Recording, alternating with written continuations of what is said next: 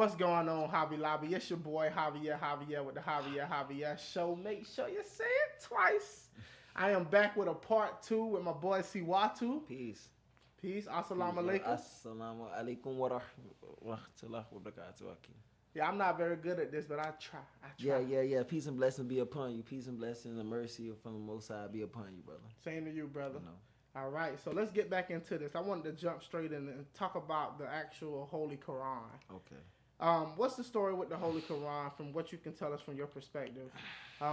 What is the book kind of about? You can kind of summarize it. You don't have to. I mean, it's a thick book, you know. 114 chapters. The Prophet Muhammad, praise and peace be upon him, it was revealed to him. It's considered as the Wahi. Wahi is the revelation. The revelation is revealed to all of the messengers of the Most High, including Moses, Abraham, David, Isa, Jesus, alayhi salam, upon them all be peace. And he received the Wahi as well. And this was the final revelation for mankind. And the Prophet Muhammad, he said, I've come to perfect he said, I come to perfect moral character. That's what he, Aksanatu, Hasanatun, Akslanatun. And Akhlaq, Khalasa comes from the root word Ihsan. Ihsan means purity or trueness within your character. Your character is your akhlaq. So, what was Muhammad like as a person? He was what was he like? He was moderate. He was moderate. I'm gonna say as all of the most noble leaders of the Most High were. He was neither. He wouldn't eat a flamboyant meal twice in a day. He was kind to the women and children, and he was a teacher. He was a warrior. He been to war. And so he was like a down the middle kind of guy. Yeah. I could be very passive, and I could also. It's a time for peace and it's time for war. Exactly. It's time. We just trying to live life, man. We trying to live life and make sure that and see when he came with Islam, make Islam prevalent over everything else. As far as the lifestyle, the entire life of it. It's not just committing, just saying, yeah, I believe in the Most High. No, it's living how you day to day on your day to day basis. How you brush your teeth, how you drink water, how you greet others. It's a certain etiquettes of life. It's a culture. It's a lifestyle. It's an all encompassing way of life. Exactly. In a way. Exactly. So the book is very thick. I mean, we can make. I mean, there's scholars out there. I can give you one verse. I'm gonna give you one ayat that the companions of the Prophet Muhammad, sallallahu alaihi wasallam, they said that, I think it was Ibn Abbas that said this, alayhi salam, and Allah knows best, that he said that if there was one ayat, if there was one surah out of the Quran that would explain that could explain the entirety of it. He said, had this been revealed, this would have been sufficient for teaching the deen of al-Islam. And deen means debt, a debt to the Most High for a way of guidance in the life. And he said it's wal asr. Wal asr means by the token of time, or by the fleeting time. Wal asr, and it says Allah swears. Wal asr, innal insana, a'udhu billahi minash shaitanir rajim. Bismillahir rahmanir rahim. Wal asr, innal insana lafi khusr illa alladhina amanu wa amalu salihati wa tawasaw bil haqqi wa tawasaw bis sabr. It says, wal asr, verily, innal insana, mankind, surely without a doubt, no question of mind, mankind is in a state of loss, in a state of decline, in the state of not being at the place that we used to be, in the state of getting from young to old, in a state of decline. Kosa.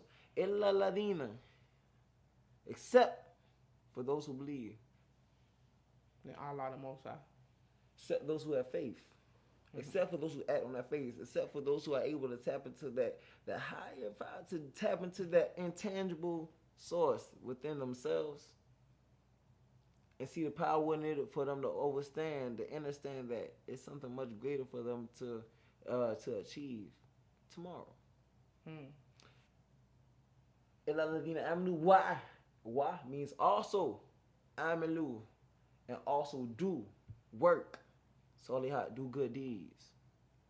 See, and he said it was sufficient because in the first part it gives you the ailment, the illness. You feel me? Verily, mankind is in a state of loss. Adam and Eve. Mankind, if you something like a man, if you're a kind of man, you're in a state of loss, bro. So, all right, so Islam is a very extensive religion. I mean, we could never cover all of it. That's one of the beautiful things about it as well. Yeah. It's not something that I could say I done did and I'm done with. Yeah. So I want to talk about the multiple wives situation. Okay. Because it was something that came up in part 1, but we never got around to actually touch on it. What does Islam teach about having more than one wife, and exactly what does it teach, and exactly what does it mean to a Muslim about having more than one wife? It's permissible. It's permissible, and me, I'm 29 years old. I was born in Savannah, Georgia. You know where I'm from. So let me tell you how I was able to make it make sense in this time. The Quran is not a historical book. It's things that's going on right now. Anybody can fall into any of these categories of people that it mentions and it talks about with any given time. So it just gives you a guide. If this person does such, this is such type of person. Yeah. If they do, you can fall in that category anytime. But think about it is, you say it's not a historical book. It's still prevalent now. It was written because as they were, so are we. So.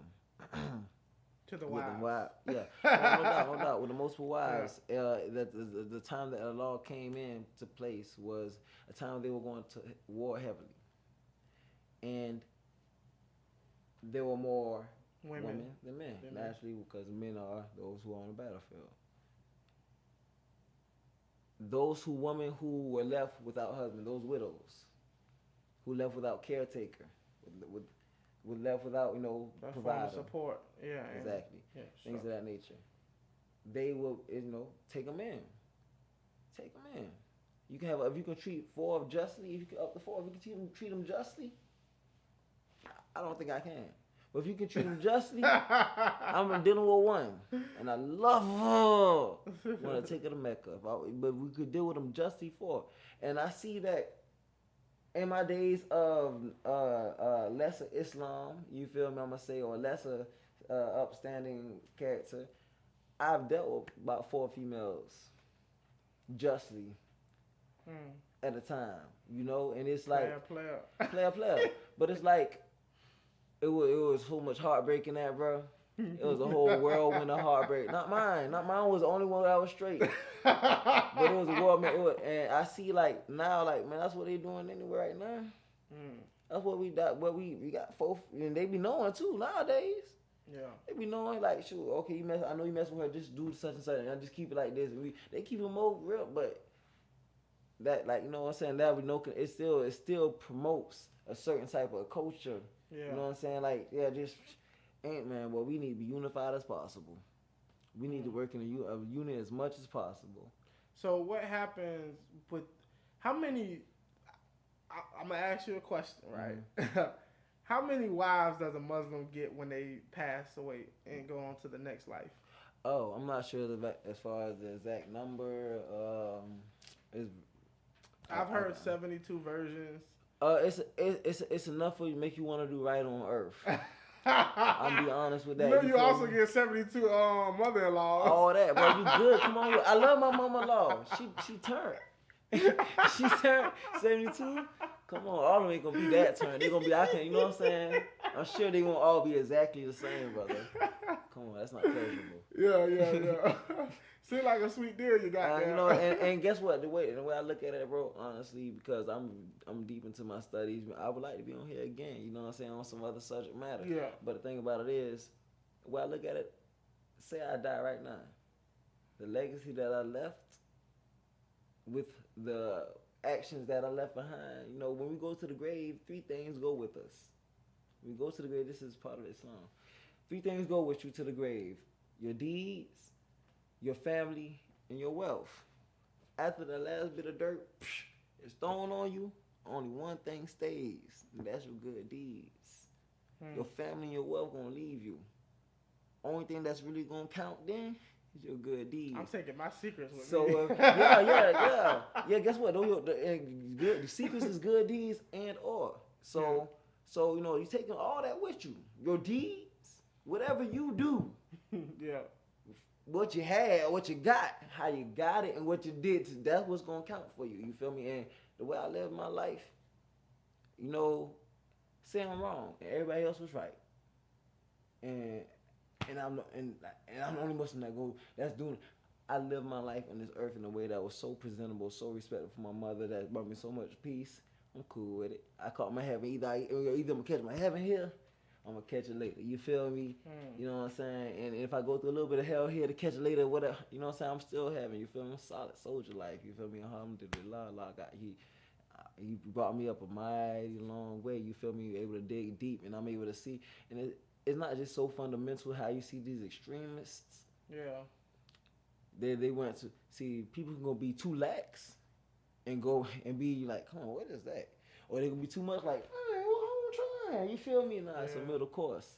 You feel me? Find a balance, find a middle course, and be able to execute in that manner in 2020. You feel me?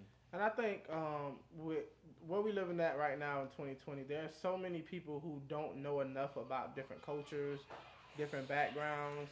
Still? Listen, the people know I just did 10 years in prison. All right. I don't understand. Listen, let me give you a formula real quick. I don't know how much time we got. But it's 725,000 pounds of force. 725,000 pounds of pressure applied over a period of time. Not just one time. That can happen one time and it's good. Not over. Don't break the couch, I'm not gonna break it. I pay for it. We gonna get rich. We good. Allah got us. My dad. But over a period of time, I'm talking about plus 22,000 degrees Fahrenheit. Heat. You feel me? That heat. That chain gang summer heat. Yeah, yeah, for real. So that is what it takes to make a diamond. And that's the same formula that's necessitated or necessary to replicate me, bro. I like that. I like that. Anything else you want to say before we end this? Anything you want to say to the people out there, your Muslim brothers, sisters? Yeah, man, strive, sisters, brothers, others, strive, man. However y'all strive, man, keep it up. Allah got us, Allah got you, man. For those who don't believe, you know what I'm saying? Alhamdulillah, may Allah guide you, ya hadikum Allah. And for those who do believe, may Allah be pleased with you. Jazakallah khairan. Continue to strive, continue to progress, continue to evolve. Don't let it rest. Good, better, best. Never let it rest till your good is your better and your better is your best. Come right? on. Say it twice. Say it twice. Yo, so if you enjoyed this conversation and you would like to see more Siwatu, please let me know in the comments below, because I'm pretty sure there's more we could talk about on different subjects. He's a great guy. Thank you for watching. Like, subscribe, and share this video at least twice. Okay. We out. Peace. Peace.